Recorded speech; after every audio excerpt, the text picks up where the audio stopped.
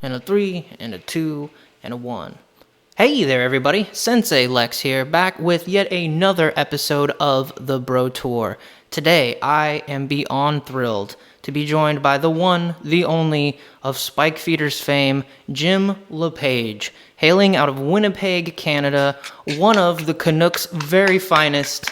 This man is one of the most unique and creative minds in Magic the Gathering today. I mean that legitimately. I'm not just trying to kiss ass. He has come up with some wicked cool ideas. If you have, for some reason, not seen the Spike Feeders on YouTube, you need to check them out immediately. They have a variety of content, from gameplay, paper gameplay videos of EDH, to a series called Better Know a Combo, or Spike on a Mic, and a brand new podcast called Scry 7. They are an awesome group of guys. It would be an absolute pleasure to have any of the other Spikes on at any other point as well, but we are absolutely thrilled to have Jim here today. And as always, I am joined by my wonderful, magnificent co-host, Sloan. How's it going? How we doing? Oh, great. So good. Now, Jim, I have to ask, you've been making content now on YouTube for roughly 2 to 3 years. Is that accurate? On YouTube, yeah. Before I actually started the Spike Beaters, though, I wrote articles for a website called the Mana Base. So I did that for about a year and a half, 2 years before the Spike Beaters. So I would say in terms of content, it's probably in the 4 to 5 years, but on YouTube, 2 to 3. Yeah, that's absolutely excellent. I need to check out some of those older articles. But you guys are steadily approaching 25,000 subscribers, which is a magnificent number. And it's seriously, congratulations. It's so neat to see your channel grow. To toot my own horn, I was subscribed to you guys early on, during the first gameplay videos you were uploading, back when the Spike Feeders logo was not the cute little cactus we know today. It was more of a black and white, plain-looking cactus. More of a Microsoft Word clip art. Yeah, no, I understand. I understand that. So, who helped you guys design the new Cactus logo? It's not really new; you've had it for a while, but the current Cactus logo of today. Yeah, it was actually Madison from our group. She is a local artist. She does a lot of card alters and graphic design. And we brought her on specifically to do that kind of stuff, to do graphic design work for us and to handle our merch. So she actually joined on we approached her to join the group fairly early on, within the first 6 months or so. And she said no, because we had no idea what we were doing. And she's like, "What do you want me to do?" And we're like, "I don't know." And she's like, "Well, why don't you come to me when you know?" And so that's kind of cool. So after about a year and a half, we approached her again. We're like, "Okay, this is what we want you to do. Like, we want you to make us a logo. We want you to do all this stuff." And so she's been a Spike Feeder ever since. And you can catch her on our gameplay videos every once in a while. Yeah, I have seen her on those That's videos. awesome. And speaking of your fellow Spikes, there's quite a little contingency you have. Madison, as you just mentioned, also Jerry, Jan, Elliot, and more recently Alex, who himself, I believe, Yeah, I've heard. Apologize if I have this wrong. He himself is a judge. he is. Yeah. And there's also Bill. Bill's my Oh, brother. Bill. So how could I forget Bill? Um, Bill, I'm sorry. My bad. yeah. I didn't mean to forget you. hmm But yeah, Alex is a judge. That's actually how I met him, because I was a judge locally for a little while at least. I was level 1 judge and he's level 2. But I don't actually know if he's still a judge since the Judge Academy changeover. I let my judge certification expire. I'm not sure if he did. I think he let it expire. But it doesn't really mean much, because you don't really need to be certified as a judge anymore to actually judge in a store. It's more just if you want to run certain kinds of events. Yeah. Um, but any LGS can like pay anybody to judge in their store. They don't have to have any particular qualifications. Yeah, no, that makes a lot of sense. Yeah, it's a very dynamic group of guys that you have.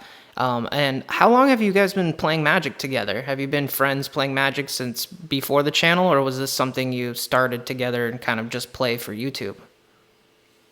Yeah, well, it's kind of like a little bit of a snowball effect. It started out I played Magic originally when I was a kid, and then I stopped for quite a while. I stopped probably around Exodus, and then I picked it up again when my brother picked up Yu-Gi-Oh originally with Elliot, and he met Elliot playing Yu-Gi-Oh. Then they decided to make the jump over to Magic, right around like Scars of Mirrodin, right around there.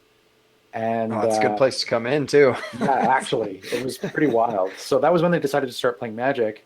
And then, my brother, with his like Innistrad Werewolves deck, he's like, "Hey, do you want to play Magic?" And I'm like, "Yeah, I could probably do that." And so I put together, like, I dug up my old cards and I put together a deck, and it was awful. Picked up a couple new cards to put in it and that kind of thing. And then he said, "Well, why don't you come to the LGS and we'll play some Modern?" And so I said, "Okay, great." But then I showed up at the LGS and none of my stuff was Modern legal. So I'm like, well, I'm maybe not really into this, Yeah. like I don't really like the idea of restricting card pools. Hmm. And so I let them kind of do their thing. And then they got into Commander and they said, why don't you try this? Because you can play all the cards you want. And specifically the card that I really wanted to play that I couldn't. And this seems so ridiculous looking back on it, but it was Shield Sphere. Okay. It's a 0 mana, 0/6 wall, and then every time it blocks, you put a -0/-1 counter on it. And so I really fell in love with the card Master Transmuter, and I'd play these Shield Spheres to block for me early, and then I would bounce them with Master Transmuter and put out Blight Steals and stuff like that, and Mere Battle Spheres. And so I'm like, that's what I wanted to play, but I couldn't do it in Modern. So he says, hey, you can build this deck in Commander, and then that's how we got into the format. Then Elliot and Jerry were roommates. So Jerry started playing with us when he saw us playing. We met Jan and Alex were both level 2 judges. So we met them through judging. And who else is left? Maddie? Maddie worked at our LGS. That's how we met her. Wow, excellent. It's cool how That's those awesome. how those ties all come together. Also, shout out to Master Transmuter, a very unique card. Right? And I'm glad you got Yeah. a chance to finally have a format where you could play it, because that's what I was going to follow up with, that you got into already, is how you got into Commander. And it seems, getting away from restrictive card pools was a huge reason behind that. Definitely something that is perfect for Commander and gameplay in general. If you want to just do whatever you want and be more freeform, EDH really is the main place in Magic to do that. But as far as transitioning, so you've moved. I've noticed lately on your channel, you're playing very optimized decks. I think they would qualify them as fringe CEDH. I'm not always up to date on the latest lingo, but they're very, very good, very excellent, well-built decks. But they've steered away from being totally optimized CEDH brews like you would see on the deck list conglomerate, for instance. For those Yep. who don't know what that is, it's basically a big database of competitive top flight decks in Commander that you can look through, and find all sorts of different styles of decks, from ranging from ad nauseum combos to all sorts of crazy shenanigans. It's very deep. It's very informational. The people who curate that and stuff do an excellent job. But what has had you guys transition from playing, what you would typically find in CEDH circles, and kind of taking your own more unique decks and putting them on the channel? I've noticed like Aurelia or Bosch Iron Golem are some examples of commanders you guys have optimized lately. So it's kind of basically when we started the channel, we wanted it to reflect what our play group did, like what it was like to play in our play group kind of thing. And our play group was fairly optimized from the beginning. We had a bit of an arms race that was kicked off when Bill, my brother, came across Cobblepot's Carador Boonweaver deck. So it was a deck that ran Carador. It was a heavy reanimator strategy, and it used Pattern of Rebirth and Boonweaver Giant to combo out and basically just loop any creature infinitely. So when that sort of started happening, we all started powering up, specifically me and Elliot, and then Jerry kind of reluctantly came along. I built an in control deck. Elliot built Zur Doomsday. And it just kind of kicked off an arms race in our play group. But at the time we started the channel, and I mean, it still exists somewhat to this day, there was a fairly significant stigma around playing higher power levels. It was very, you'd say, well, we play, spikier decks, and people would say, well, that's against the spirit of the format or whatever. Mm-hmm. And I kind of got sick of telling people like it can be fun, and that you don't lose the social element when you increase the power level. So, after arguing with people on Reddit for like years, when I'm writing my articles about more optimized stuff, I'm like, you know what? Why don't we just show them, right? It can't be that hard, right? So we went out and bought a camera. And we started filming our games, and we'll say, look, we sit around and we joke around and we have fun. This is like what we enjoy doing. We wouldn't do it if we didn't enjoy it, So there was a little bit of a social motivation. Is I wanted to kind of change the perception of playing at higher power levels, for people that maybe hadn't played it but had a thought in their mind about what higher power is like, because a lot of the time people would get introduced to it using, they'd sit down at their play group and they just want to have like a fun with friends, pre-con plus level game. Mm-hmm.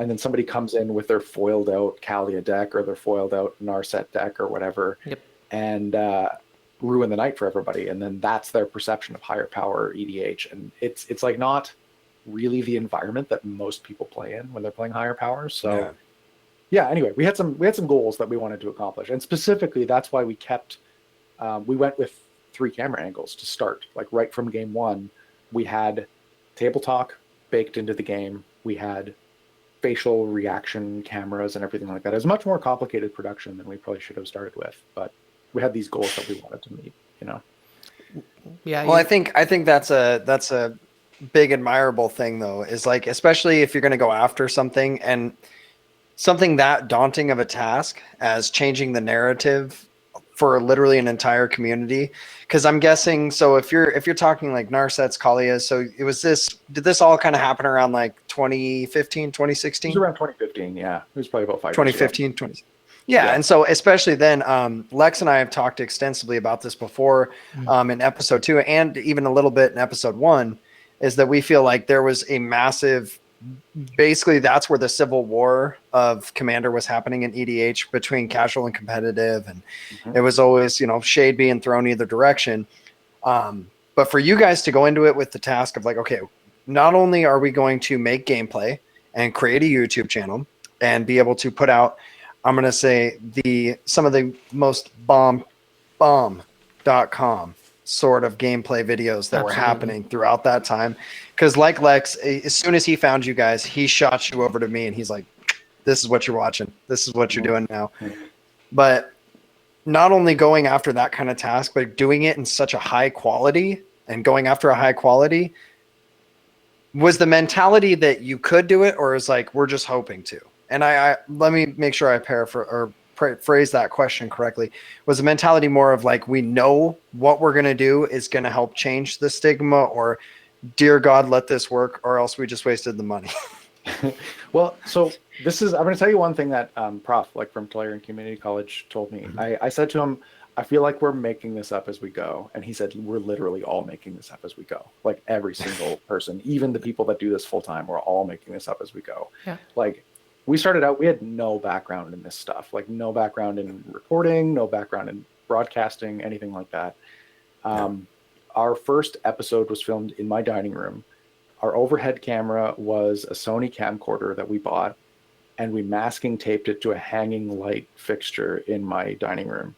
So I was pointing down. I love this. I love it. We later upgraded to resting a 2x4. On one side, it was a shelving unit. On the other side, it was a ladder. And that's actually, you can see that rig that we built in our header on our YouTube channel. That was our like Mark II filming rig, where we're like, this is the stuff, Yeah. This is where it's at. Your we hit Iron that Man primo. suits evolving over time. Oh yeah. We spent like $30 at Home Depot, and we are like on it. But we just kind of started out doing it. Like, we definitely wanted to show people, because the weird thing about that casual competitive divide, and it is there, it's in there right now. It was, but it's still there.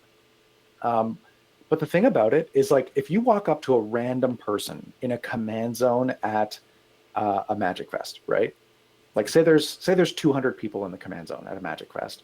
You can walk up and sit next to any single person in that command zone and immediately have a conversation about something you have in common, right? Yep, You absolutely. can't do that. Like you can't do that at the grocery store. No. You can't do that on the bus. You can guarantee. I have tried. Yeah, like it's like we have so much in common with other Commander players, even if they don't play the type of Commander that we like playing. We have more in common than we have different, and that's kind of what we wanted to show. Is that when you're playing at a high level, it still feels like a Commander beer and pretzels night with your friends. We needed the face cams, and we knew that we needed the table talk to show that. So we just kind of were like, okay, well, what do we need? We need 3 cameras, and we need a microphone. So that was kind of what we rolled with at first. No, I think that's. I love the way you put that. This is another point Sloan and I have talked a lot about in private. Is how unique Magic the Gathering in general, but more specifically Commander, really brings people together in a unique way that you see in so very few things anywhere really in society. It's this kind of magical thing, to throw a nice little pun dad joke in there.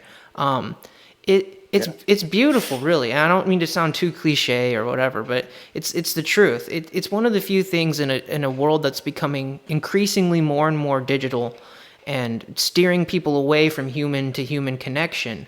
It's one of those few bastions of interpersonal communication and connection that's left in a modern world, where you have to sit down and have some level of decorum with people. You have to look another person in the eye. You have to be able to talk to somebody and have a conversation. You have to, you get to express yourself creatively to other people. That's partly too what makes it so unique, is being able to express oneself through the decks that you build. And you can see 4 people all playing the same commander and playing them with different cards that are unique to them, and that they have some memory or attachment for them, or are altered in some unique way, or whatever. There's 1,000 different combinations of creative things people can do. And it's that, to me, over time has become the biggest draw of Commander to me, is that being able to have that personal connection with people of different political ideals, different races, different backgrounds, different creeds of all kinds, but you can sit and you can unite over luxury cardboard rectangles. It really is a spectacular thing. Yeah. And one thing that Commander players love, especially Commander players, is telling stories about things that have happened in the game. Like if you go on Reddit, like if you sort by the top posts of all time on the EDH subreddit, they're all about stories of things that happened, And so that's one of the main ways that you can communicate to the Commander community, is by telling stories like that. You can show, like, this is a great game that I had with somebody, and this is why it was great. And that's how you can start to build on those concepts of like what the format is about, by telling stories about when you were having fun and playing the format.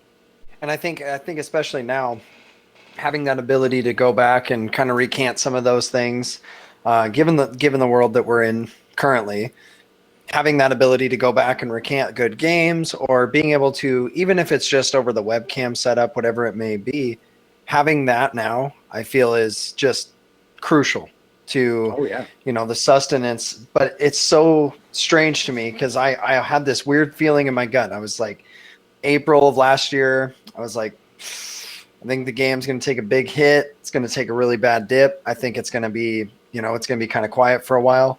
And it boomed. I mean, it boomed hard. I mean, between sales and webcam games and streamers and Twitch, and I was like, oh my goodness, this is insane. This community refuses to give up. And there isn't anything like that. And nonetheless, they don't give up, but they treat each other very, very well. Because I got called a shithead yesterday playing some Call of Duty. I didn't even do anything. Yeah. It's by my own teammate. I spawned. Yeah. I was like, oh, serves you right. I was like, I hate this place. Go back and play my cards. Yeah. But it's such a unique place, and such an awesome community, and especially being able to see people like yourselves that go out of the way Alex had kind of touched a little bit on some of your side stuff other than just the gameplay. So when introducing some of the things like Spike on the mic, what was the thought behind that? Was it just to kind of further elaborate and further get into the sides of the channel or the sides of the gameplay, or was it more like, okay, now we got a good momentum going, we're kind of showing people how the games play, but now it's kind of time to educate on the rest? Where was the mentality with that? Yeah, like so Spike on the Mic is really kind of a callback to the articles that I was writing prior to the Spike Beaters. Because I'd write these articles, they'd be like in the neighborhood of 1,500 to 2,500 words, like, kind of right around the 10-minute mark if you were to read them out loud. And so it was like I just pick one topic and just be like, this is what we're talking about today. Like I have one that's called "Who Does This Benefit?" and it's about threat assessment. And it's basically, if you want an introduction to threat assessment, for each action that's taken in the game, you rank all the players in the game as to who's going to benefit the most and who's going to benefit the least from that action, right? So you say, okay, well, somebody's going to cast a Wheel of Fortune. Well, if you've got 7 cards in hand, you're going to benefit less than if somebody's got 0 cards in hand. Or, like, because they're going to draw 7 new cards, you're going to draw 7 new cards, but they're up 7 and you're neutral, right? Mm-hmm. So it's about doing that kind of threat assessment stuff. I have like a whole notebook full of these ideas, just like little hooks for episodes. And we didn't really have a good place to put that kind of stuff. I could post on Reddit or whatever, but I'm not really super interested in doing that. But, it's kind of a way for me to just get my thoughts out there about any topic that might be kind of in the discourse. I kind of pride myself in waiting a couple days until things cool down a little bit and trying to offer a little bit more of an even, like, level-headed analysis of what's going on. Because a lot of people I find in the Magic world, and I know it's the same in most other hobbies, but a lot of reactionary stuff is very monetizable. So I try to steer away from that, which kind of sucks for our numbers. But, from an integrity and from a health of the community standpoint, I think it's really important. Because a lot of people will just try and commodify this outrage cycle that comes from, product drops. Here's everything that's wrong with it. Get like frothed up and angry about it, and then click on my sponsor and buy our stuff. It really motivates people to act, but it's so toxic in the community. So that's kind of the basis behind Spike on the Mic. And then I kind of repurposed it once I joined the Commander Advisory Group, because it's a good place for me to say, like, this is how I feel about the stuff that people argue about. And then to offer it as a guide to saying, like, this is why I feel the way that I do. If you want to change my mind, then, like, here's a structured way that you can talk to me about it, Yeah. So that's where I'm from. So to shift things slightly here, I'm a huge fan of a particular deck of yours, as are a lot of people. Apparently there's a whole fangirl club for this deck. I need to join up. We need the Discord.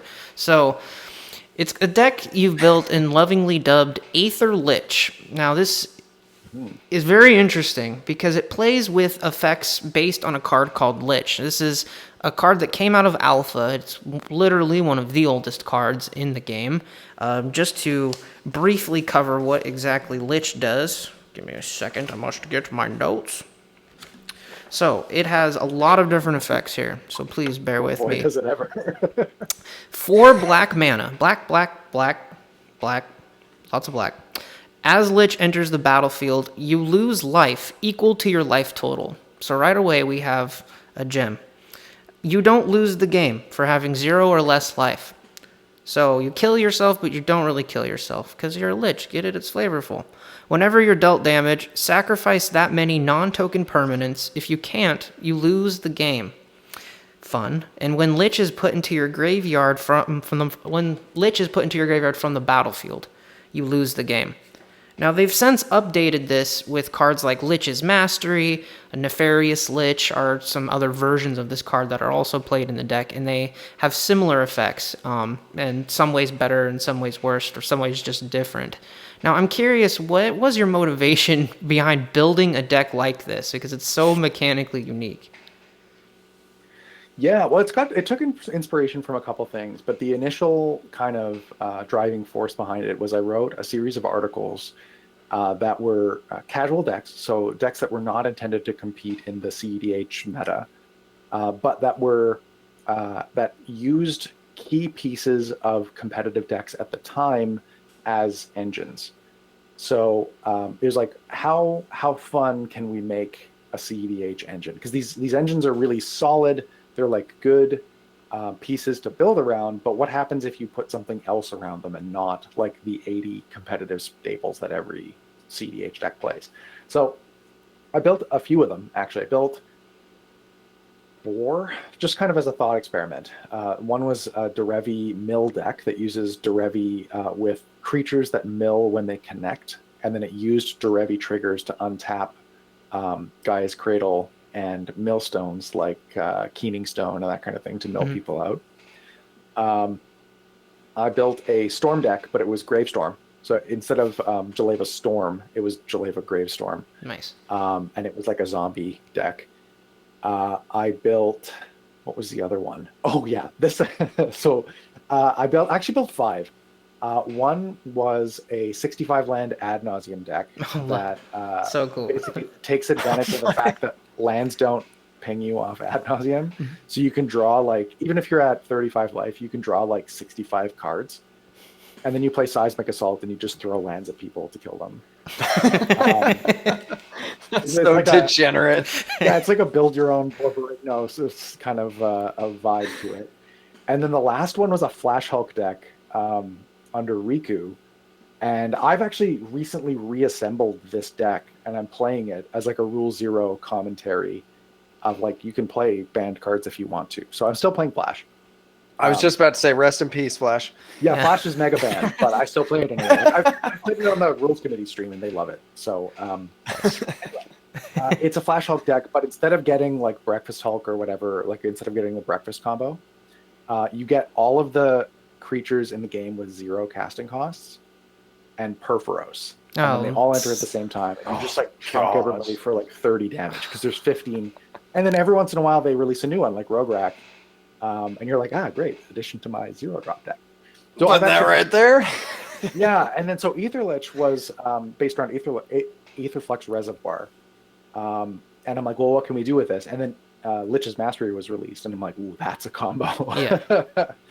So I was like, you know what? Let's build around this. And that's why it's called Aetherlich, is because of Aetherflux Reservoir. Gotcha. That makes sense. It's in the name. I gotta say, over time, this deck has evolved pretty significantly. It started off Orzhov. The first time I saw it, anyway, in gameplay action, it was with, I believe, Kambal, Console of Allocation.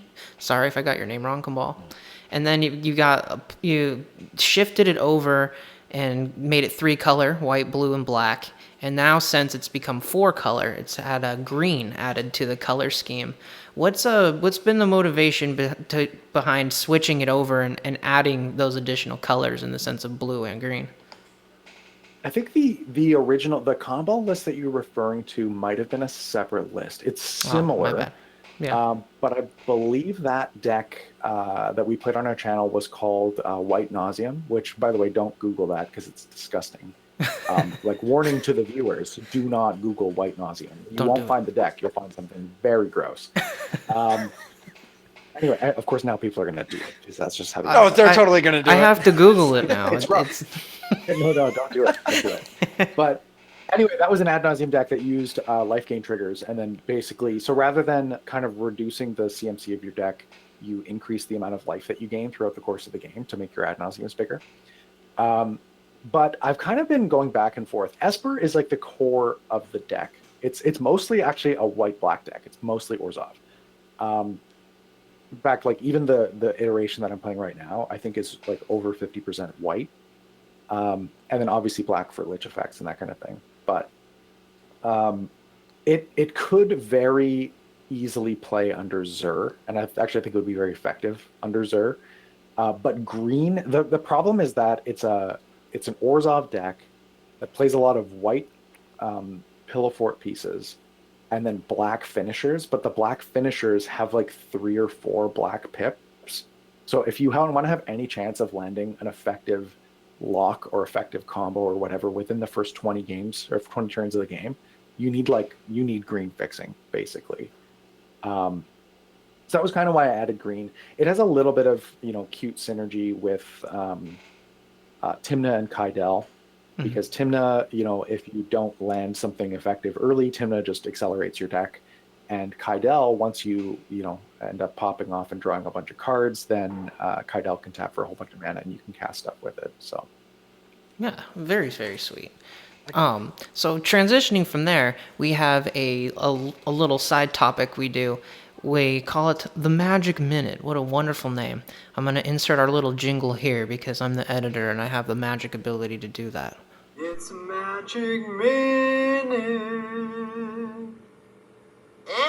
Sloan, as usual, I'm going to start off with you, my friend. What's been going on in your world of Magic this week? Interesting new cards you're looking at, new changes you're making to a deck, some interesting gameplay experiences you may have had at your LGS or with your playgroup or online via webcam. What's going on in your Magic world? So I have an awesome opportunity. I did get a box, as I talked about in the last podcast. I got a box of Commander Legends from my playgroup as a birthday present. God bless them. Still makes me want to choke up. And out of that, obviously, you pull a lot of different partner commanders. So I have taken it upon myself that I will be taking all of the partner commanders to my absolutely incredible wife, who could care less about Magic the Gathering, which I don't understand how. How do you sleep at night without Magic cards filling your head? Because I sure can. I'm going to take all of the partners and all of the potential commanders that I got from it, and I'm going to put them face down on a table, and I am going to have her pick. And then I am going to build that deck. No matter what she picks, There we go. I'm stuck with it. And it will be fun. yeah, A little bit of a challenge I thought would be interesting. And I don't necessarily just have to use, obviously, the pieces from Commander Legends, but whatever she picks, I'm going to build it. And just kind of see what happens. And then I think I'm going to bring that deck onto some of our gameplay, and we'll see if it's good. Great. Do it. If it's not, please just edit me out for that game. Yeah, we'll just put a big black square where you were playing. This is now a 3-player game with a random guy talking in the void. The views are Just gonna be randomly great. talking about cards that are. It'll be fun. It'll be interesting. I'll be like the Bermuda Triangle. Like, where is he? Does he know? Yeah. Does it exist? What was it? Yeah. What about you, Jim? What's been going on over in the land of Jim LePage? well, as I'm sure you can appreciate, being a content creator kind of sucks up all my spare time and doesn't actually leave me with a lot of time to play Magic. So right now what I'm in the middle of is actually a bit of a brand refresh for our channel. The last couple of videos we've released have new thumbnails and new like scene transitions and stuff like that. So I'm building out a lot of that stuff with a common color scheme, basically. As far as Magic goes, we're kind of trying to get back in the studio. Obviously a little bit of a challenge until people are vaccinated, but what we really want to do is like hit the ground running and film some sweet stuff. What I'm hoping, like in my heart of hearts, is that our first game back in the studio is going to be much higher quality than what we put out before quarantine. So keep an eye out for that. We have some like new cameras and new equipment and stuff like that, and we're really hoping to up the production value once we're back. Oh, I can't wait to see it. I'm excited already for the time in a post Rona world where we're able to get to see some awesome content like that and gather with people more. But as for myself, I've been tinkering around with a competitive brew that I've been playtesting a lot with pretty good results, and I want to get it out there more. I want to get some gameplay of it and play it more in my local group and really mesh it together. I blended a Bant deck with Thrasios, of course Thrasios, he's in practically every competitive deck, and Ishai, the Bird Monk, gets a counter anytime any opponent casts a spell. I like it a lot because you can use like Neoform and Eldritch Evolution to turn Ishai into things like Seedborn Muse, or chain yourself up to bigger threats like Elish Norn if you're dealing with like Nagilas and little creature spammers in your meta. It's been very, very potent. Ishai has been surprisingly effective. Having this beater that just grows, and you can, with how the fast mana rocks, you power them out really early. And it's quite effective. I was inspired to do it after I put together a Halden and Paco deck and saw how efficient Paco can be at a CEDH table. because I had been told for so long, don't even try aggro at the competitive table. It's just not going to fly. And then the first time I killed somebody with Paco with commander damage, I'm like, okay, I'm just throwing that advice out the window. I'm going to just build what I want to build. So I was like, I do have to ask, yeah. Cool. did you do the John Cena the minute you killed him? Oh yeah, the you can't see me. Did you get up? No. Yeah. No. Yeah. Hit him No. with that one. Yeah, I try not to rub it in. Usually when people that see EDH table die with a Voltron damage kill, they know they fucked up. Like it's bad. You know, like they feel disrespected enough. I don't need to say anything. It's just like moving on. Well, I wouldn't mean it as a disrespectful move, you know. It's just that excitement of like, oh, I did it. Yeah, because It's the same feeling playing Bralin and Shabraz, the Sky Shark. Yep. That Sky Shark kills people, like kills them. Yeah, you get into those late game board stalls, and having a giant beater is an amazing way to just be like, player removal. Let's advance this game a little bit. Yeah. But transitioning to main topic today, you are a bit of a Magic celebrity. You are a member of the CAG, beautiful acronym, the Commander Advisory Group.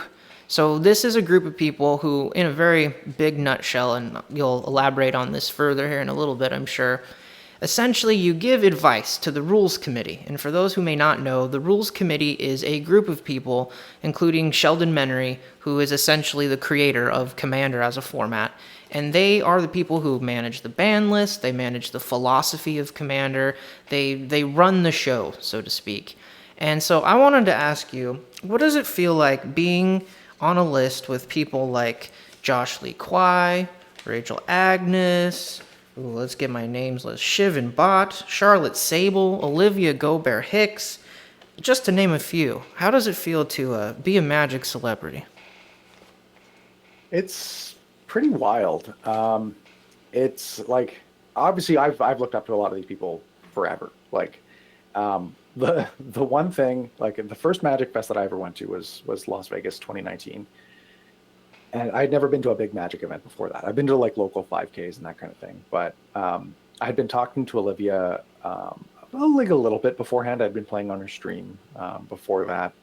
And I said, I'm really nervous because I'm a ton of people are going to be there. And I look up to a lot of these people as content creators, as like voices in the community and that kind of thing.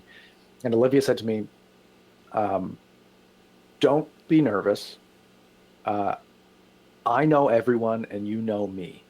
So if you want to meet anyone, just let me know and we'll go talk to them. And ever since then, it kind of like took the pressure off quite a bit. And so when you're put in these situations where you're kind of a little bit starstruck, you just kind of realize that like they're just people, you know. Yeah.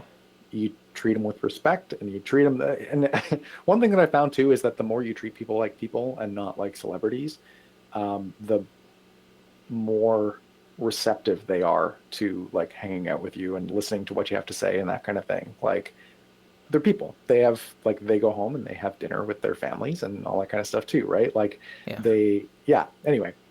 But yeah, it is pretty wild being on a group of these people. When being added to the CAG was more like a formalization of a role that I was already in. So it really wasn't a change per se. Like I was already talking to Sheldon like once a week probably about various things in the format. And like when things would come up, like, you know, big community dramas like The Walking Dead Secret Lair in the fall, he'd just message me and say like, assume this is something that I want your opinion on, you know? Gotcha. And so I'd let him know. I said, well, this is how I feel about it. And, you know, he'd ask me a couple probative questions and that kind of thing. We'd go back and forth. But we had been talking for a year and a half already. Maybe a little bit longer. But yeah, so it was kind of more of like a formalization. I'm now like part of the group, but he's always been asking for my opinion since we started talking. So. It's awesome. And so to kind of elaborate on that, one of the points you made there, I really like that you point that out with people that are of a higher, it's the easiest way to put it. So like a higher profile, somebody who happens to have a little bit of star behind the name. Mm-hmm. I love that you point out that we're all just regular people. no matter where you're at in life. And that's, if you approach that person just exactly like you said, just as a person. When Lex had told me that, he was like, hey, so we're going to actually have Jim on and we're going to talk for a little bit with him. I was like, okay. And I felt that same way, but then I just kind of kept in mind, like, you're at the end of the day a magic loving person. You're someone who just enjoys the game, and any opportunity that anybody would have to speak with someone on, of that, again, we'll use the word status, of that status, is if you treat it like it's this, like, treat them like, oh my gosh, are you okay? Do you like this? Are you enjoying it? Like, that is the most uncomfortable thing possible. Because I think we've all kind of been in that situation, whether it's like at work or at school or wherever it might have been throughout your lifetime, big places of interaction where there's always that one person that's kind of like, oh, hi, how are you? And they make you so uncomfortable throughout the entire time that all you want to do is walk away, but their intention is pure. Yeah. So I like that you point that out. New to the scene too. Like I said, I've only been to one major Magic event, period. And so I went to GP Vegas, and it was a little weird for me because we had been doing our YouTube thing for like maybe a year and a bit, and like I think I had probably over 100 people ask me for my autograph, and that's like something that I hadn't considered would be a thing, Like I was just there to play Magic. I think I played a dozen games of Magic the entire 4-day weekend, because people would like come up and talk and stuff like that. And I did way more talking than I did playing Magic that entire weekend. But I remember at one point I was sitting at a table. I was just jamming with some friends and that kind of thing. And Josh Lee Kwai was probably, I'm going to say like 30 feet away. And he kind of looks over at the table, and like we just kind of made eye contact, and he waved at me, and he's like, he did the kind of thing. He's like, hang on, I'm going to come over there. It took him like half an hour to get over to me. Yeah. Because people were like approaching him, wanted to shake his hand, wanted to take a picture, want his autograph and all that kind of stuff. And it's like, it's such a different experience than what I expected. I just expected to go and like jam a whole bunch of games, Yeah. But it's a much different experience. So that's why when it's the kind of situation where somebody just approaches me and is like, hey, do you want to play Magic? And I'm like, I would love to play Magic. You're like, oh my God, like, thank you. Yes, please. Let's play Magic. Anything that gets me out of the crowd and another conversation, like, no. Yeah. I love talking to people. Yeah. But like, I kind of just want to play some Magic. Of course. I don't have these cards to sit and have them sit in a box, Exactly. But no, we also were at that same Magic Fest, not in any sort of status way. We were just there asking people for autographs and playing games. That Magic Fest was a blast, and it was so cool to meet so many different people. I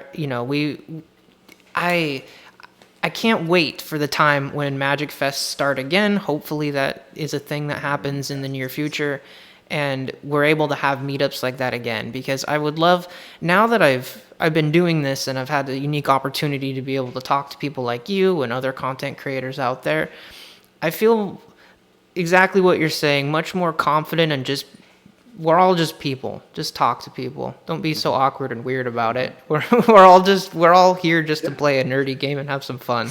And so I'm excited for that time. And in all seriousness, when you responded to my initial email, my initial like conversation with Sloan was like a little manic. Holy fuck, Jim from the Spike Feeders responded to me. I was like, whoa, this is so cool. Because I'm back on my YouTube grind. I took a break for a while. I needed a mental health break and to get a lot of my personal issues in order so that I could focus on this in the way that I wanted to focus on it and give it the attention that it deserved. And coming back initially, it's been weird through a rebrand and everything, trying to find where I fit into this community, and having an opportunity to talk to people like you and really gauge people who have done it, been there, seen it, are on this same content grind, and really humanize this, and it really puts things into perspective for me. So before we continue on with CAG discussion, I just wanted to take a quick moment to say thank you for coming on and being willing to be a part of this. It's a great pleasure. It really is. Yeah, and like I said, you know what? I'll tell you exactly what Josh told me when I first started talking to Josh. Um, he basically said, you know, people got to have a good reason to want to watch your content, right? So just think about what that reason is, and like, you know, if you've got something that's unique about your channel, then talk about it. You know, what makes your channel different? And so for us, it was a little more on the competitive side of things. It's, even though we weren't really competitive, you know, like you said, we're like, if you were to optimize to 100% and then take like 5 big steps back, that's like where we like playing, you know. And so at one point, Josh said, "Well, you're a competitive channel." I said, "Well, Josh, we're not really a competitive channel." And he said, "People think you're a competitive channel, and that's what sets you apart. So don't correct them when they say Yeah. that." So I'm like, "Yeah, you know what? That's fair." Because he said, "You know what? If you're the same as everybody else, you can't do better than anybody else by being the same as everybody else. You know." True. And so if you've got like a good dynamic between the two of you, that's like focus on it. You know, pick something you're good at and just run with it. Take it to 100%. So. There's But yeah, a no, there's a I great love doing this quote. stuff. There's a great quote that I was thinking of right when you said that, which is being uncommon amongst uncommon people. Yeah, And so that's kind of the same thing. It's like if you're going to be in a pool, because being someone who does content creation is already an uncommon thing, not everybody's doing it. You got to do something. You have to take some niche of yours and say, okay, this is me, and this is how I stand out above that. yep. And I think that's absolutely awesome. We actually got a chance to meet Josh very briefly. We tried not to bug him for very long because you could see it in his eyes. He's like, "Oh my god, I just want to eat something or go to the bathroom." Yeah.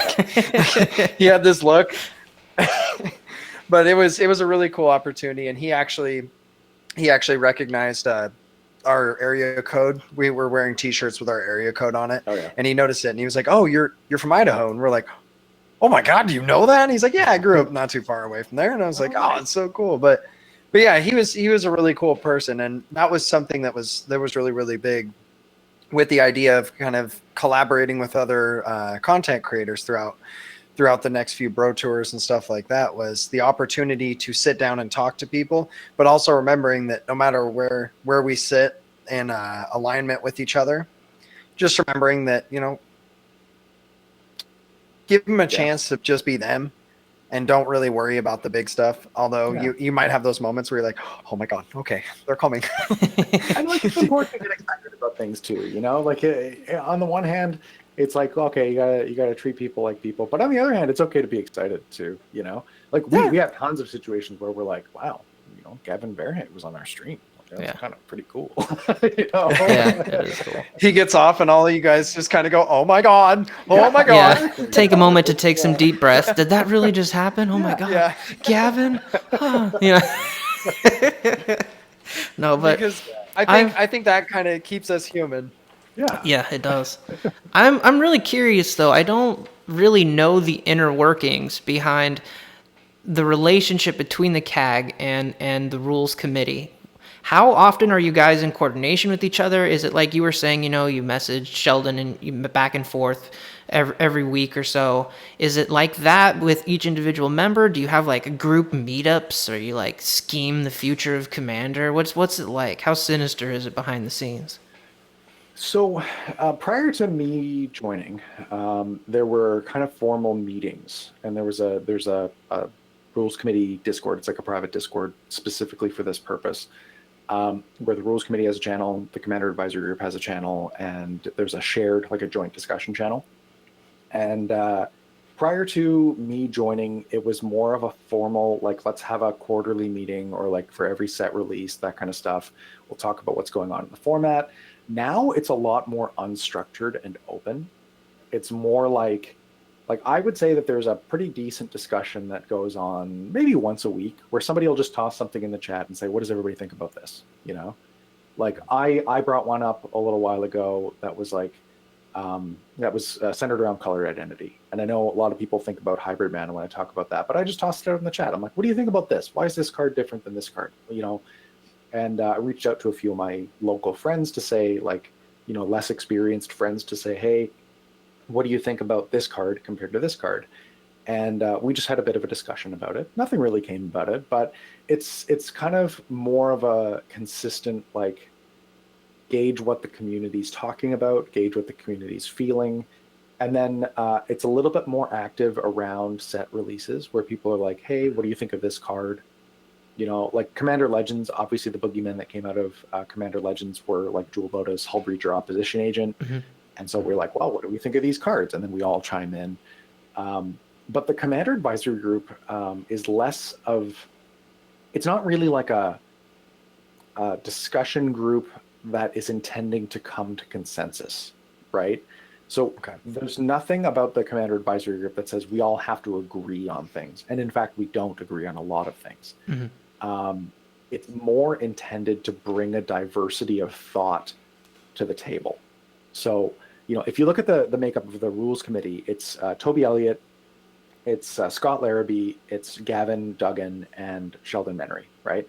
They're all, you know, what we affectionately say, they're all old white men, right? Yeah, and that's true. You know, if you look at any kind of best practices, bringing a diversity of backgrounds, bringing a diversity of voices to the table, not only gives you better ability to make decisions, it also ensures that things are, you know, a little bit more equitable, a little bit more fair when those types of issues pop up. But it also, it just like you're more informed because different people think about different things. And so rather than only thinking about the format from the lens of the 4 people on the rules committee, it allows them to reach out to people that are connected within their respective corners of the community and say, what are people talking about? What do you think people would say if we did this? You know, how should we position this if we want to focus on, you know, X, Y, or Z issue? You know, what should we do?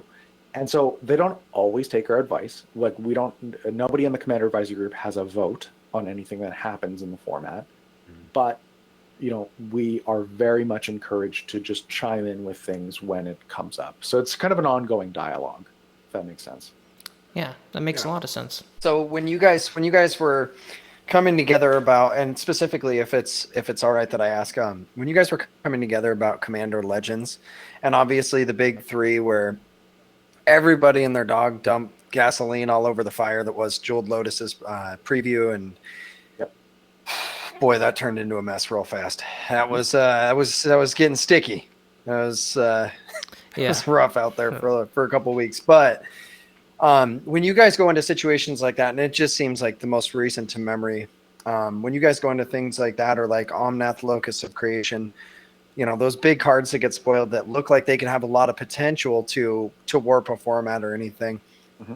Where is your role specifically? And not necessarily your role, but based on where you're at in your corner of the Commander Advisory Group, specifically being in the competitive EDH, where exactly were you coming from with your opinions on things like that?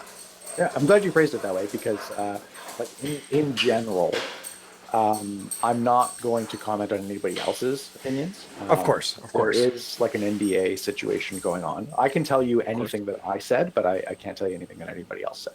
Gotcha. So of course. Where I'm at in general is I'm fairly anti-ban. I think that one of Commander's biggest strengths is its stability. And I think if you get too much in the business of banning and unbanning things, that has a more detrimental effect on the format than just leaving it alone and letting people figure things out. So I'm generally very anti-banning cards unless they're like an extreme outlier that's causing serious problems. So when we talk about that, usually what we like to do is one thing you'll notice is that the rules committee moves very slowly, like glacially slow. Like Prophet of Crufix was legal for like, I think almost 2 years before it got banned. Yeah. Paradox Engine was legal for a year. So when it comes to stuff that's released that's brand new, with very few exceptions, like I'm talking one exception, they like to see how it plays out in the wild. And I definitely support this idea. So when it comes to Jeweled Lotus, I don't even think it's the right time to talk about Jeweled Lotus now in terms of a ban discussion.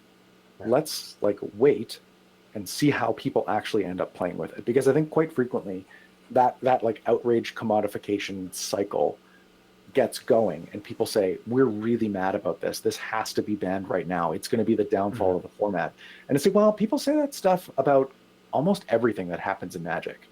And I think part of the skill of like analyzing that stuff comes from putting everything in context. Because I can tell you that on Twitter, at least, I was watching when Theros Beyond Death came out.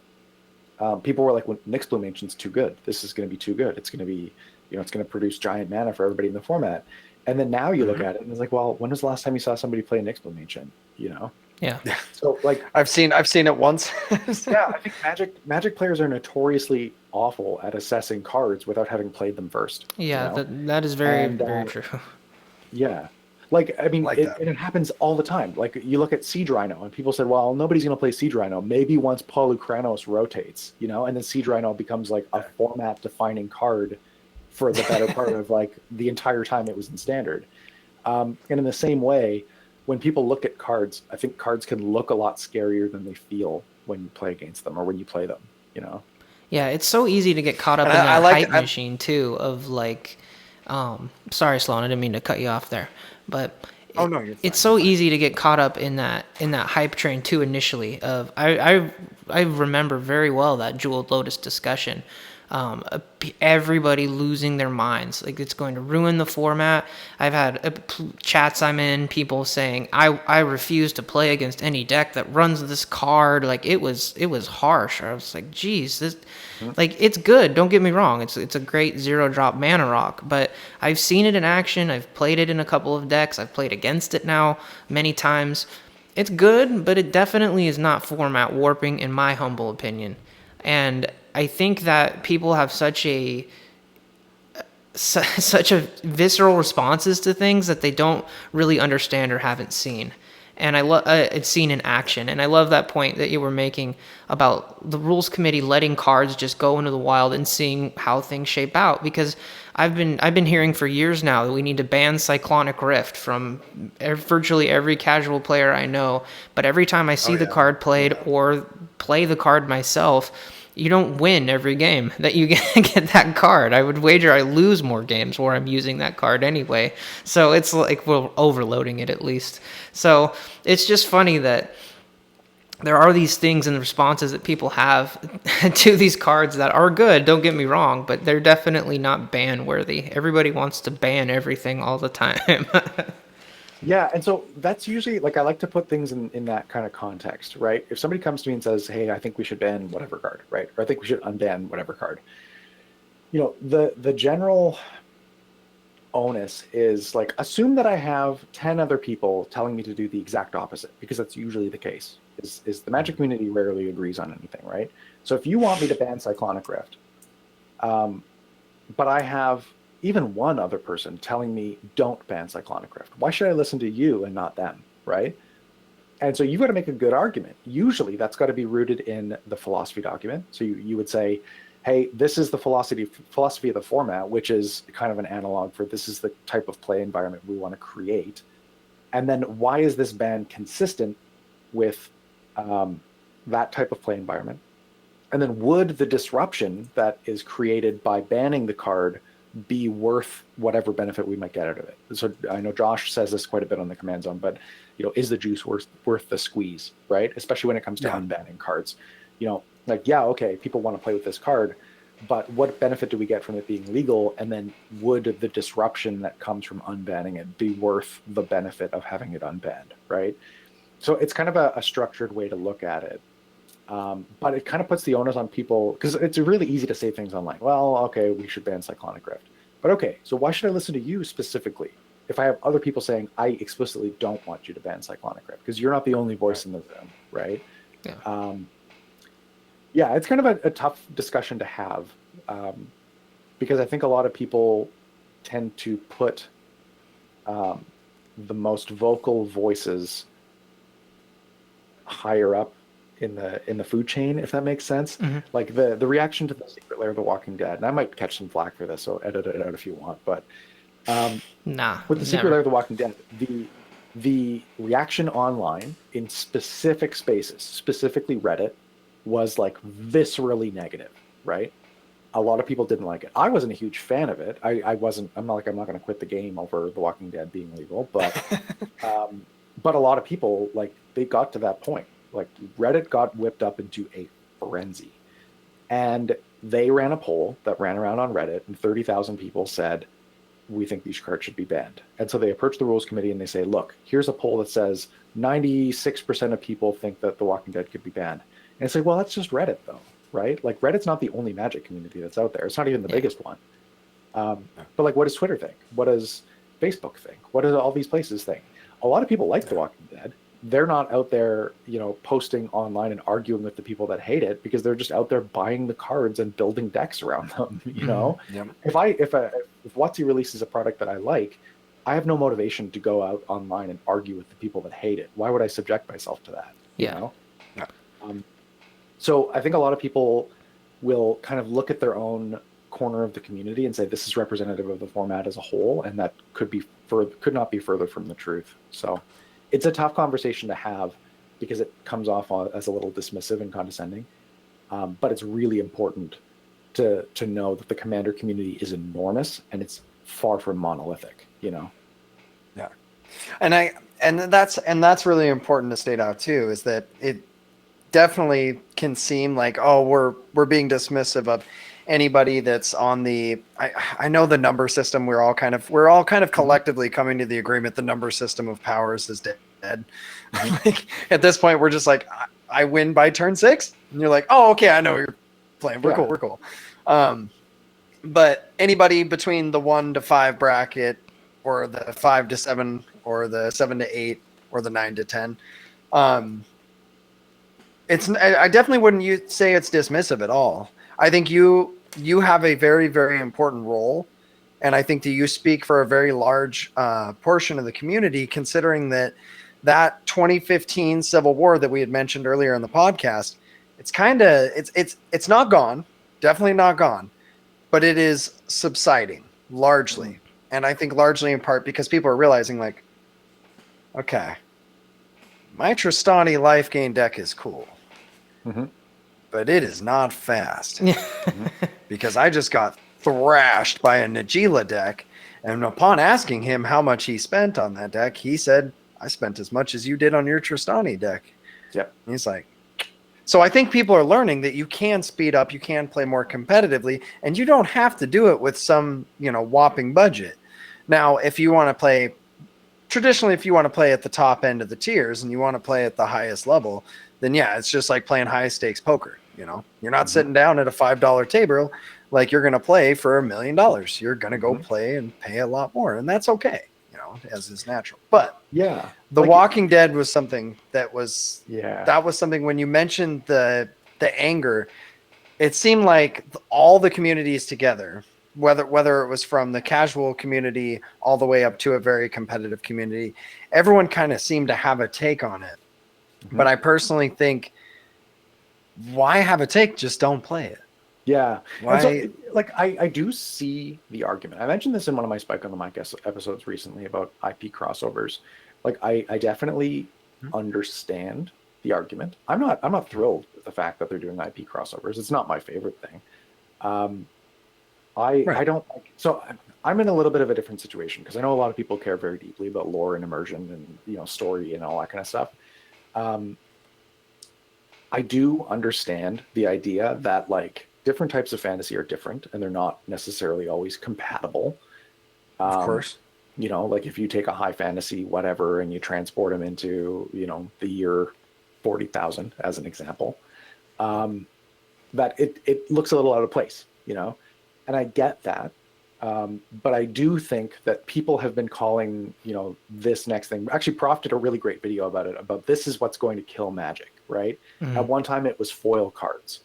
At one time, it was, there's been something at every step in the way. Yeah. Where, WotC will try something new. They'll try to innovate, and they'll say, this is going to be the death of the game. And then in 5 years, it's just normal and nobody questions it, I can tell you that I would much rather a company innovate and fail sometimes than just stagnate. Because what's if they're not innovating, what's amusing to me about The Walking Dead 2, if I'm off on this, I apologize, but it was one of, if not the most financially successful products that WotC put out last year. it was a smashing success in terms of the profit that they made off of it. So you have all of this hype online. We hate it. We don't like it. We don't want it. Well, then don't put your money out and buy it. Like, if you really But there are don't people like out it, there- yeah. you have to speak Like, with your there are wallet. people out there that like it. They're the ones that bought it. Yeah. Like, but the thing is, we're not talking to those people. Those people don't like. They're not compelled to go on Twitter and argue about it. So like, it seems self-evident. I know that there's a lot of speculation on, maybe it was Magic Finance that bought them up because they knew they'd be rare or whatever. But at the end of the day, there was like a sizable number of people that bought it because they liked it, and like we can't discount those people's opinions just because the loudest opinions on Reddit hated it. So it's a tough thing to do, because especially since I don't necessarily agree with it, I don't necessarily like it, but I do think it's important that to acknowledge the fact that these people are out there.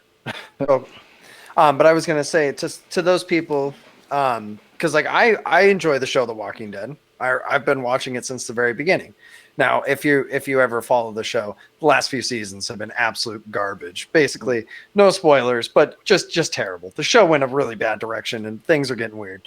But if you read the graphic novels, they were absolutely fantastic, and they kept pretty fantastic all the way through and through.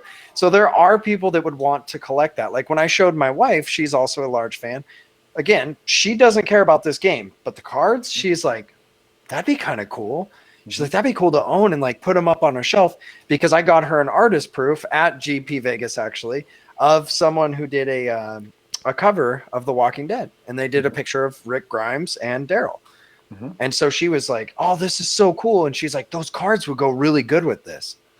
So it's for some people, they don't care if they're going to build a deck around it, and they might, but for the most part, they just want to collect it because it's a collectible. Same with owning a Tamagotchi. Does that incite anger that I own it? No, it's super cool, but I'm not going to touch it because I don't want it to break. generally, what I like to say is like, it's okay to like things and it's okay to not like things, but you got to be really careful when you take the step from I don't like this to nobody should like this, or you're wrong to like this. And this is the same with the casual CEDH kind of divide. That was generally the attitude, was like, I don't like playing competitive EDH or high power EDH or whatever you want to call it. So all of the people out there that are playing it obviously don't know how to have fun. Like they end up taking a shot at the people that are sort of in the opposite camp. And that part to me is a really tough sell. Because like if you apply it to anything, if you say like, I like sparkling water, and I think that everybody that doesn't like sparkling water is an idiot. The first sentence is fine and nobody will argue with you about it, but the second sentence get people's hackles up and they're like, well, what? Right? I do like that. So why are you like making these value judgments or imposing this hierarchy of importance where there doesn't need to be one, Yeah. And so it's the same thing with The Walking Dead. Now, like I was saying, the argument is not necessarily let people enjoy things, because a lot of people will argue, well, I don't want to play against it either. And that's a little bit of a different issue. But in those situations, again, like use your words, be an adult. Like if you don't like playing against it and somebody pulls out a Negan deck or whatever, like tell them that. Say, I would prefer not to play against that. Because playing a crappy game of Magic that makes you miserable is so much worse than doing something else entirely. Go for a walk around the block, and that's better than playing a game that makes you miserable, Yeah, absolutely. It is absolutely right. It's a tough discussion to have because I understand why this is a product that people might not like, and I also understand why it's a product that people would love or want to collect. There's definitely two sides to every coin. There's multiple facets to every argument, and I appreciate that in amongst the community members out there, you're not someone who is looking to prey on people's wanting to click on something that's extreme or intense or dramatic or angry, because that's it's not to get too far off the topic, but that's how so much of media works in general. Outrage culture, getting people pissed off to get them to click on things and check things out, or get people scared or fear mongering, and Magic is definitely not excluded from that. It might be on a much smaller scale and might not affect people's lives in a in a harmful way, but it definitely can steer people's opinions and have people thinking some really obscure, strange things. And I think so much of this boils down to just having conversation with people. Just talk. Like, it's literally in the name, the gathering. Sit down and just talk. And if, that was one of the things I learned early on when I first started really getting into Commander. We had a player in our meta, a very pub stompy individual, who played a Narset Enlightened Master deck, and he beat my ass relentlessly with that deck, like 100 games in a row. It was awful, and I hated playing Magic. But instead of getting angry about it, I had a conversation with him, and he gave me some great advice. In a nutshell, it boiled down to get good, scrub, but in a much nicer way.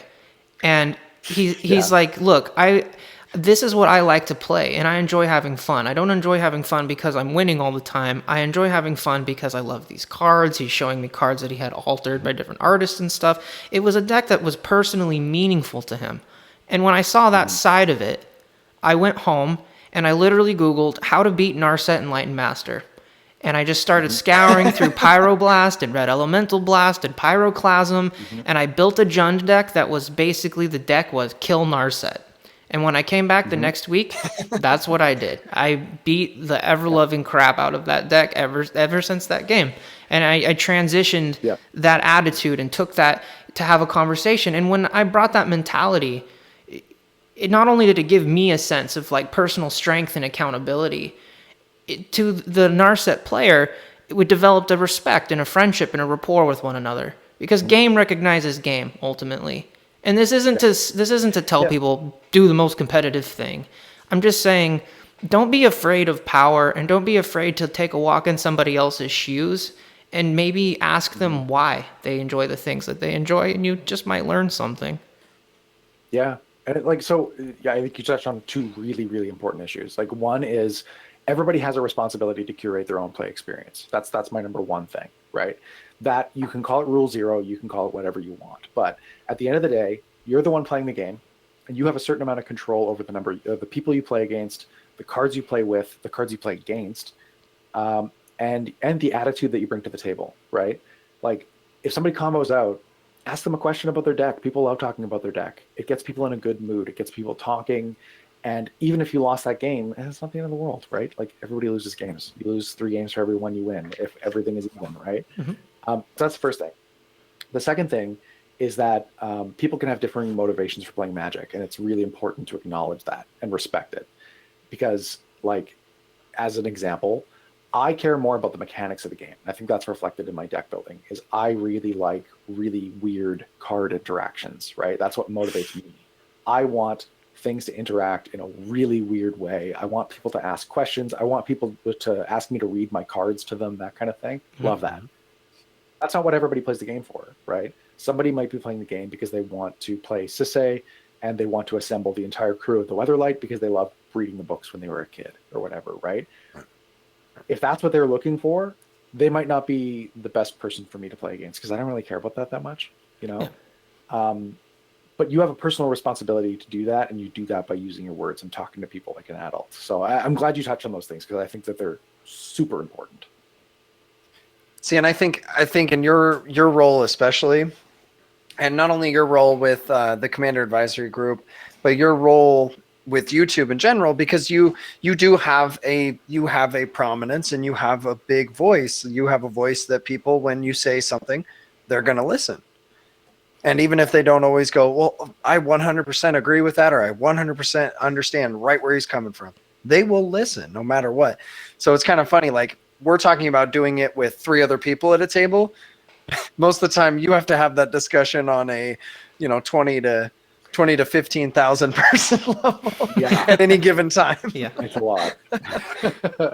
So definitely a hard thing to do. And so was it at all, if you've ever heard the expression, you've tried sausage, and once you go and work for a few days, you no longer really want to eat it because you understand how it's made. Has the opportunity to join with the group and work directly in correlation with the rules committee, has this at all changed the way you look at not just not just Magic, but Commander specifically. Has it changed at all how you look at Commander, how you approach Commander?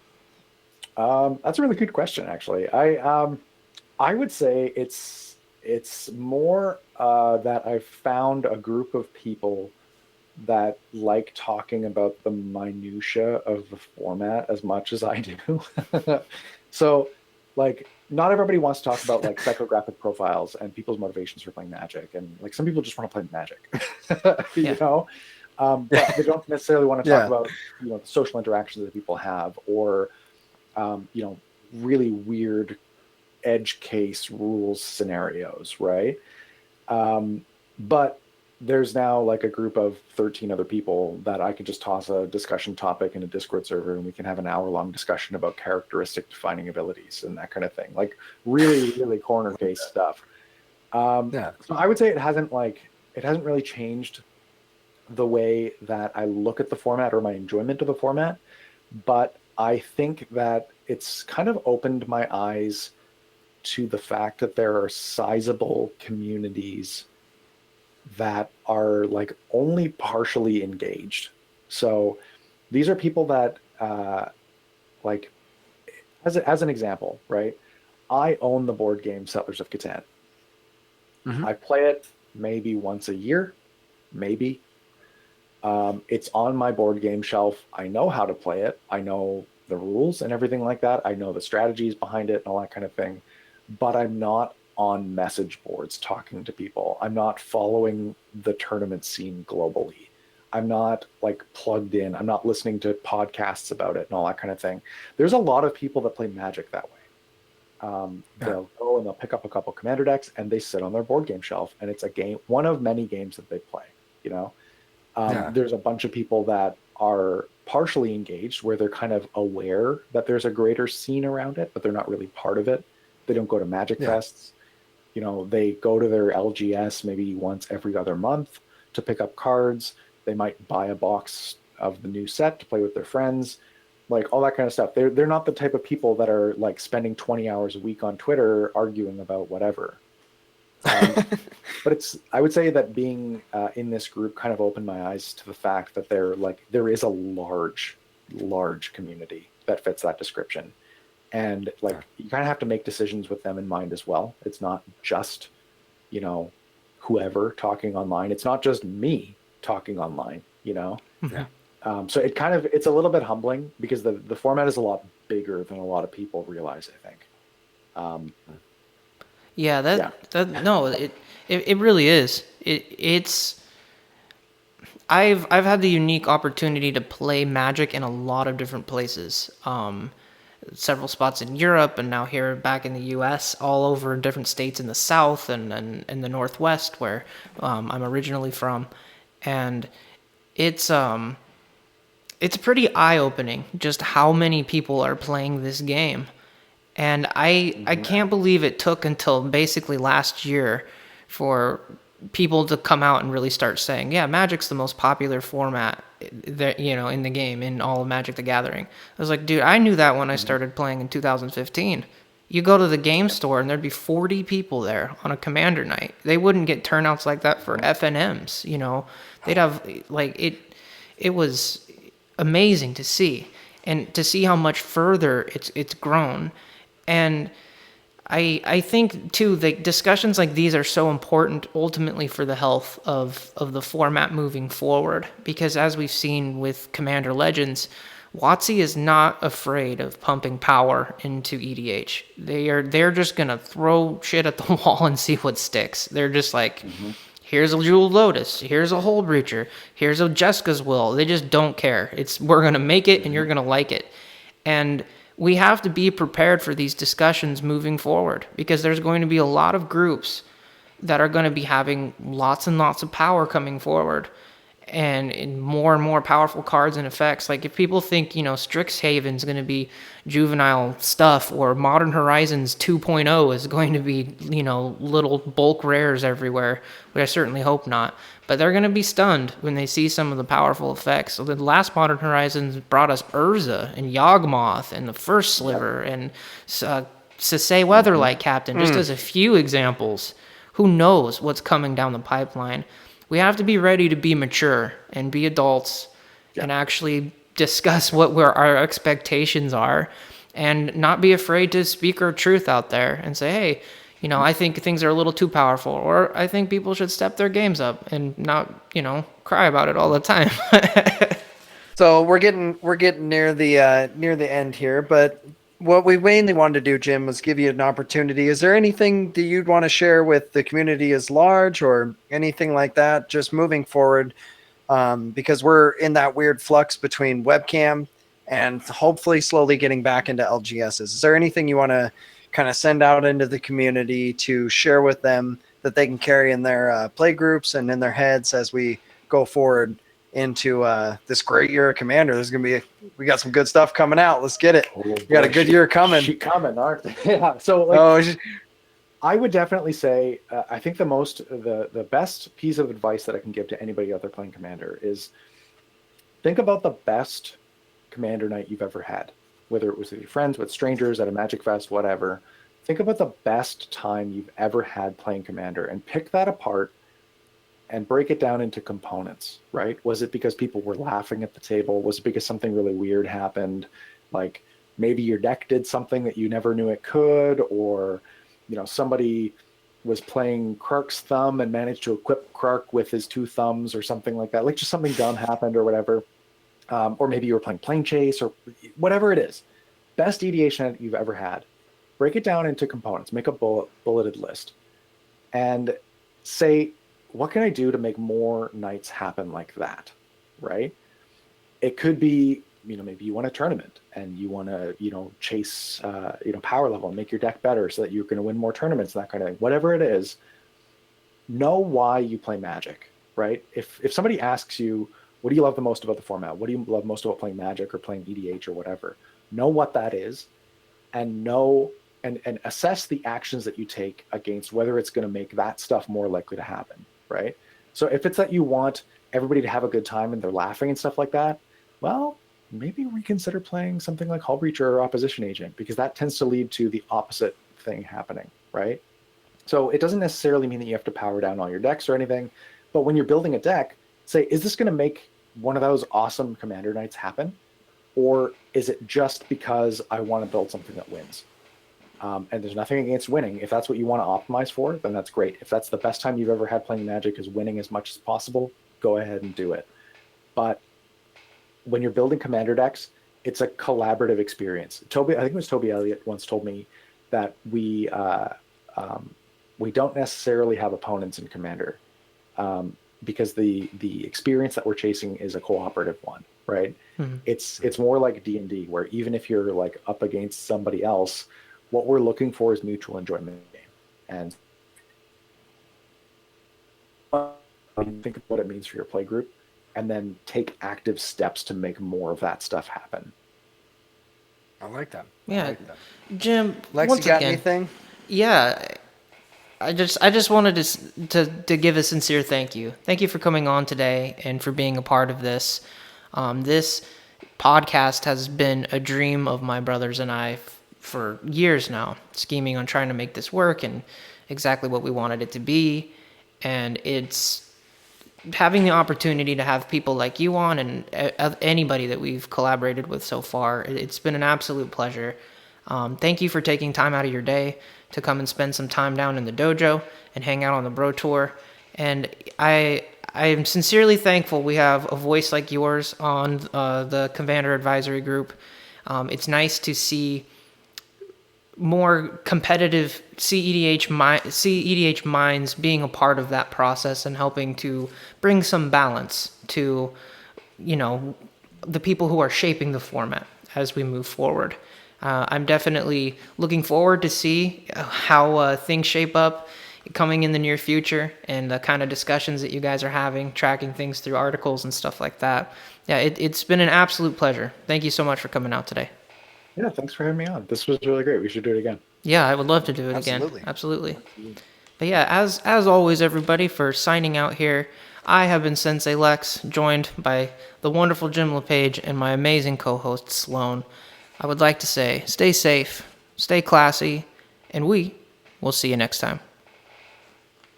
Konnichiwa. One thing that we didn't ask. One thing that you didn't ask me about was the Lich Story. I know. I forgot the I damn Lich Story. Oh, I totally forgot about that. So the Lich Story, I actually went in there and I'm like, hey, I want a revised Lich. And they were like, well, we think we can help you out. And the guy goes into the back and he pulls out an unlimited Lich, and it's like 3 times as expensive. And I'm like, well, guess I'm buying a fucking unlimited Lich today. So anyway, so I bought it because the deck is sick. I played it and I'm like, this deck is really sweet. It was actually the only one out of the 5 decks that I built that I really, really enjoyed playing. And yeah, anyway, long story short, now I have a beta Lich. Ooh. oh my The goodness. Which upgrade. is like real nice. Yeah. Is it minty and everything? No, That it's looked like a it little up. dingy, but Oh. it's like fine. Nice. It's not great, but it's Oh not. my goodness. Yeah, it's nice though. Mad jump. So was that Eventually an I'll- upgrade? Did you have to sell one to get that one, or were Yeah. you just like, I'm grabbing it? Yeah, back when my LGS was actually going to events and buying cool stuff like this, I was able to pick up some cool stuff. Like I have an Alpha Soul Ring, and I've got some like nice pieces. I don't think I would ever buy them now though. Like Alpha Soul Ring just spiked to $3,000. Good. Holy shit! Yeah, it's out of control. I bought into some revised duels a little while ago while I was on the European market because they're so much cheaper there, and even the spike with those right now is insane. Its prices are out of control across the board with anything reserve list or just Bill's old. Nagila deck that we play on the channel, he has unlimited duels, a couple unlimited duels, and Yeah. those spiked like 3 or 4 times their price. And now that Nagila deck is worth like $22,000 or something. Holy shit!